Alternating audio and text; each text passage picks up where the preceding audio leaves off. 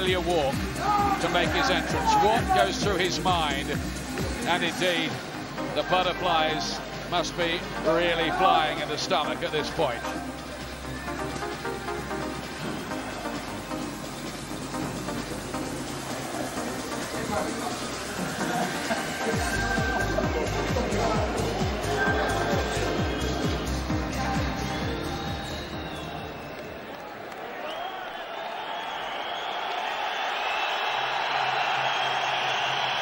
And now, representing the International Boxing Federation, Ricky Hitman Hatton. Might be a different venue, but the atmosphere is just the same here in Sheffield as it's always been at the MEN Arena in Manchester. Fantastic. And you might have heard about Ricky Hatton's acrimonious split from promoter Frank Warren. As they used to say in those record request shows, the message is in the entrance music here, I think.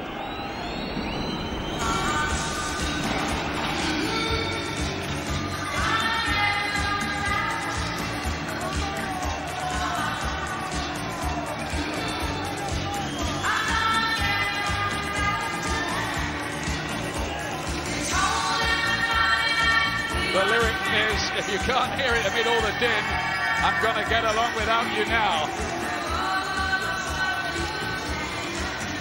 But don't worry, he hasn't deserted his old famous theme of Blue Moon.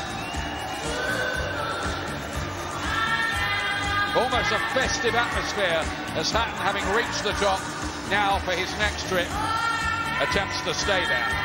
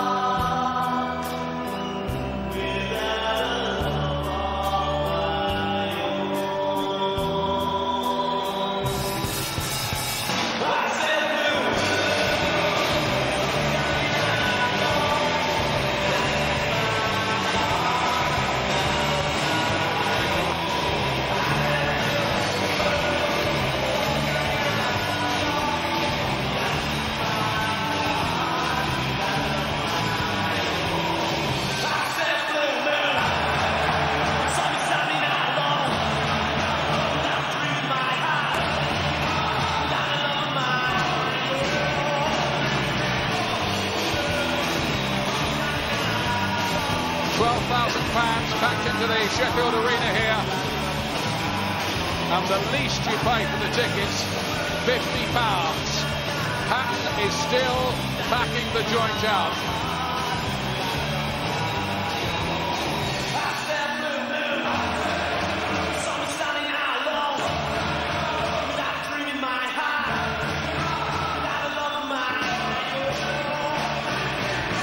I must say, speaking to him this week, I've had the impression that his preparation has been spot on, despite all the legal distractions that we've been reading about. Yeah, I think so, and he's so confident within himself. He set the standards last time out against Constance Yu. This is a different pressure tonight. This is a fight he's expected to win, but he seems so relaxed. A couple of nights before the fight, he was down at the bar chatting with his friends, as though he was getting set to go on holiday, as opposed to chase his second verdict of a world title. Tremendous temperament. Now he has confidence in his own ability, and quite rightly so. He has fought here before in 1998 on the way up, when he beat Anthony Campbell on points over 6 rounds. How things have changed since those days.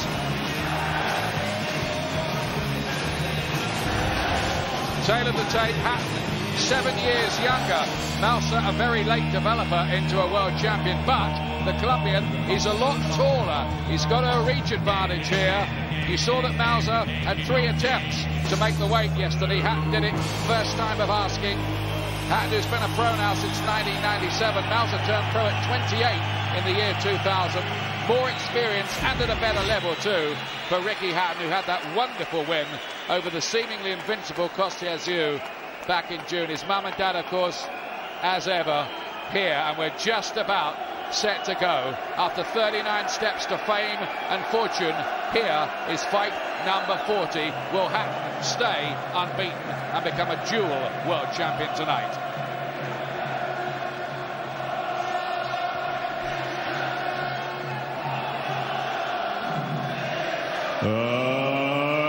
Ladies and gentlemen, from Hallam FM Arena here in Sheffield, England, Dennis Hobson for Fight Academy presents the Unification. 12 rounds of boxing for the IBF WBA Light Welterweight Championship of the World. Sponsored by the world's favorite online casino, Interpoker.com. We're live and exclusive on Sky Box Office.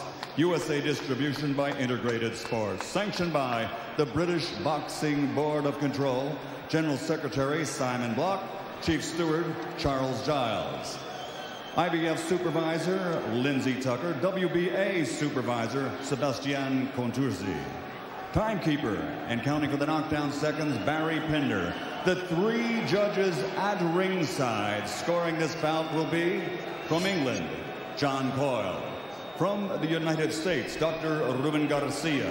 And from Canada, Guy Jutra. And inside the ring, the man in charge of the action, working for the 126th time in a world title bout from Leeds, England, Mickey Vann. And now, for the thousands in attendance and the millions watching around the world, from the Steel City of Sheffield, England, ladies and gentlemen, let's get ready to rumble!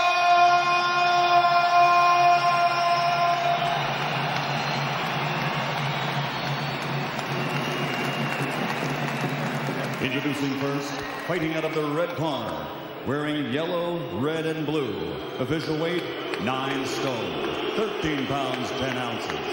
His professional record, an outstanding one of 20 victories in 22 bouts, while scoring 18 knockouts with only 2 defeats.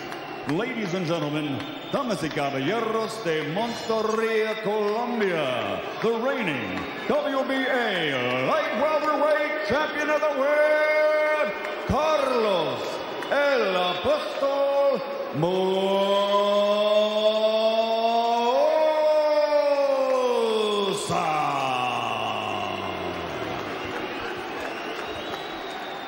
And his opponent across the ring, fighting out of the blue corner, wearing blue, black, silver, and white. Official weight, 9 stone, 13 pounds, 10 ounces.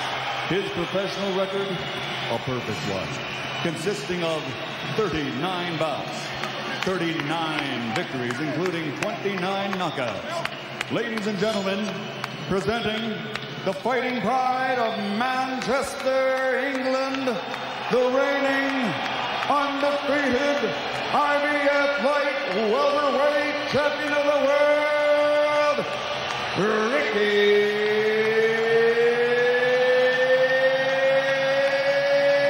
Hitman Hatton.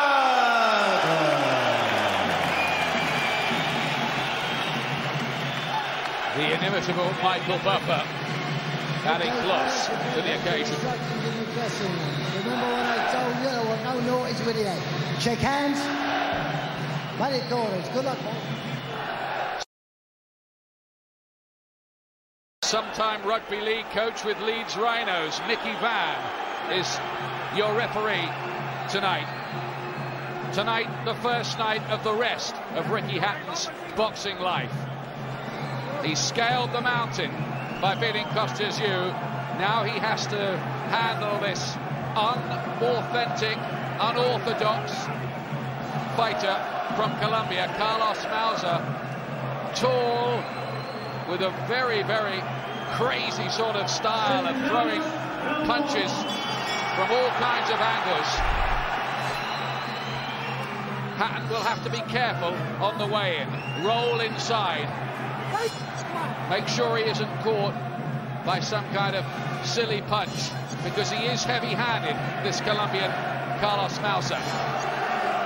Well, Ricky will want to get Maussa on the back foot, where the long swinging wide punches are not quite so effective. Fighters who throw them wide usually have to come forward. Well, Ricky was a little bit naughty with his own head there, I thought. Hatton's first defence of the IBF title gets him with a good body shot. Maussa making his first defence of the WBA version. Has to be careful, he's cut. Hatton is cut in the opening seconds of the fight above the left eye. The old problem resurfaces. He's been getting away with it recently. Was that a clash of heads, or was he caught by a punch? But an early problem, and he's had these kind of crises before. Mickey Van has just motioned to Maussa's head. I wonder, could that save Ricky's version of the title? Was he telling us it was a clash of heads? We'll find out at the end of the round, I believe. Because if it has to be stopped within 4 rounds, it could be declared a no contest. Ricky, it's very, very reckless here. This is not necessary. This was necessary against you, but not against this fellow. He can take more cane, he can box smoother, but he's very, very reckless. Early drama here.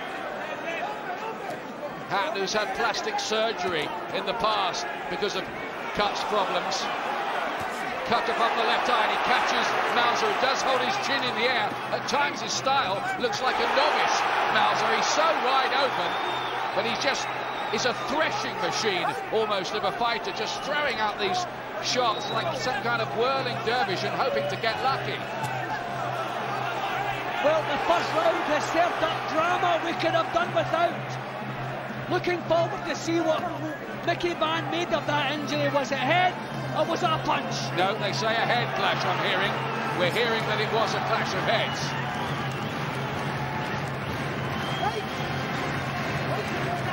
It's strange because at that point it looked as though Ricky was the one who was a little bit naughty with his head. And the cut does look quite bad as well. Another cut. Spreading along that eyebrow. He got it with a body shot.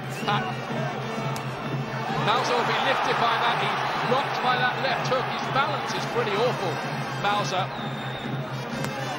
I mean, he is actually like a novice at times. He's very heavy-handed. I mean, Ricky has to push him back, but a bit more control in his boxing would have been much better. Well, problems, but he's got one of the best cutsmen in the business in Nick Williamson to work that corner, and he'll need to work, and fast. You're going to get this fucker, and you're going to break him in fucking half. Get your feet in first, yeah. Before your feet in, you're chopping them down, Don't throw till you get your feet in, yeah? If the fucker leans back, you'll break this fucker in half. Stay cool. Okay. Now, this is what we think happened. Have a look at this. This is how the cut happens. There. Yep, that was a naughty clash. The Ricky was boring in himself, but he can't be faulted for that. Maussa was definitely, just shortly after that, Ricky looked a little bit guilty, but that was definitely Maussa's fault, that one. Good call from Mickey Van, referee. Well, he's been free with the head in the past. He's an awkward kind of fighter. That kind of thing could happen. But how bad is that gash? That doesn't look too clever, does it? Well, it's important that Ricky wins the early rounds in case this goes to the scorecards after the 4th. That's the...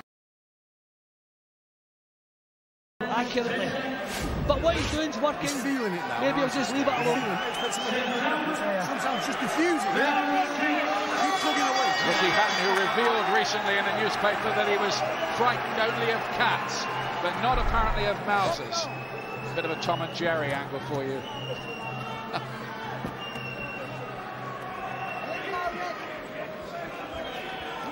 This is the 6th round. Hatton again on the rampage, as he has been just about all his career. Still got to be careful though, Jim, hasn't he, here? Yeah, because this fellow still is heavy-handed. He's punching low now. It's good that Ricky Van's leaving them to it. It wasn't the danger area. Let them get on with it. He'll be relieved to get this out of the way, Hatton, if indeed he can. The plan is to go to America next and unveil Hatton there, maybe at Madison Square Garden against Arturo. Remember him giving Costas a punch deliberately below the belt as a kind of revenge, retribution mission in that fight. Got to look after yourself in there.